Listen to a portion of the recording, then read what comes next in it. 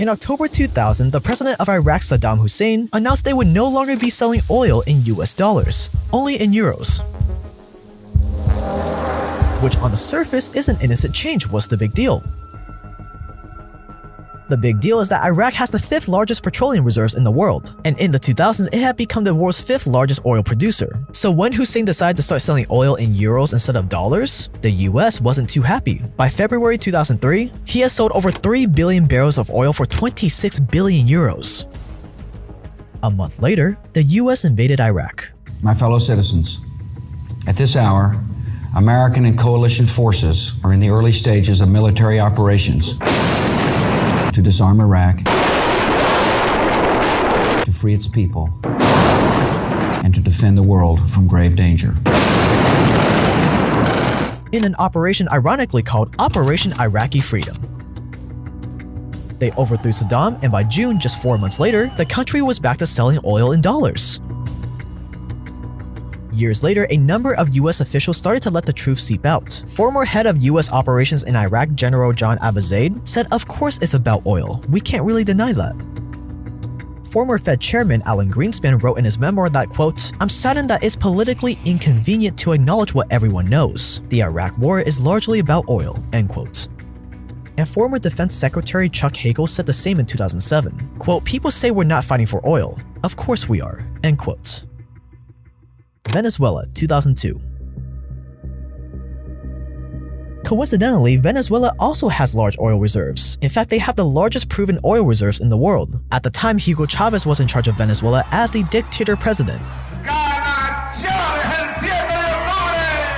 But Chavez, a die-hard anti-American leader, was about to make the same grave mistake that Saddam Hussein made. He planned to start selling oil for euros instead of the mighty American dollar. Well, we can't have that now, can we? So in 2002, the US backed a coup against Chavez, which ultimately failed, but it crippled the country and its economy. Empires are built on oil. Yet despite having the largest oil reserves in the world, today Venezuela is one of the poorest economies in the world.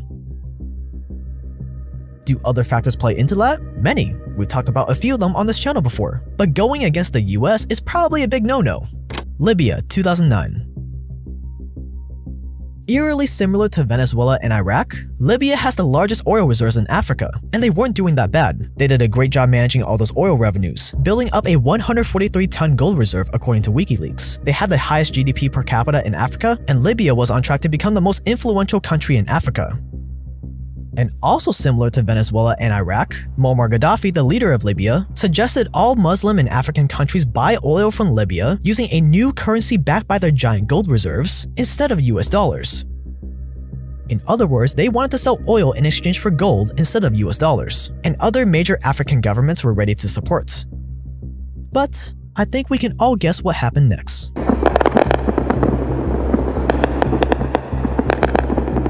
NATO led a military coalition into Libya in the name of freedom, of course, and on August 20th, 2011, Muammar Gaddafi was executed by Libyan militias, backed by US drone strikes. Years later, it was discovered in Hillary Clinton's emails that NATO really wanted to overthrow Gaddafi's government, mainly because of this plan for an African gold-backed currency, supported by Libya's oil reserves.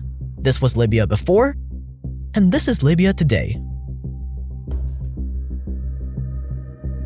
A failed state with widespread poverty and an ongoing civil war. Why? Because each of these countries tried to break away from using the dollar as payment for their oil, and each of them faced the consequences of America's wrath.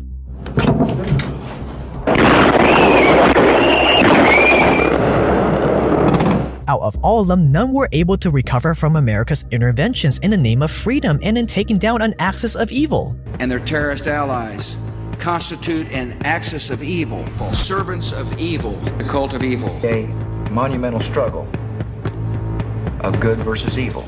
And they usually ended up far worse than they were before.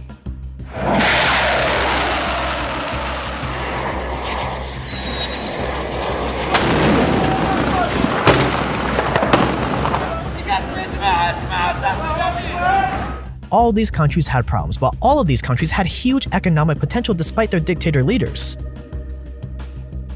But as soon as they moved away from selling oil in dollars, the US swooped in and quickly put an end to the party. And they're not alone.